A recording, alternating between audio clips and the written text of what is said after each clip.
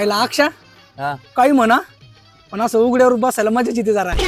हा जरा मोकळं मोकळं वाटतं ना. हा पण तुला एक गोष्ट माहिती का, काय इथं लय मोठी आढळ आहे बरं का.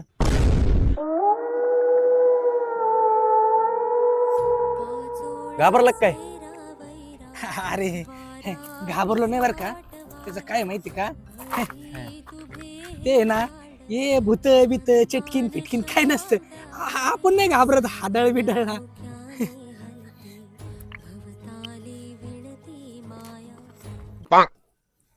खरं सांग घाबरला का काय? नाही रे. मग तू तुझा बोचा धुना माझं का म्हणतो तो.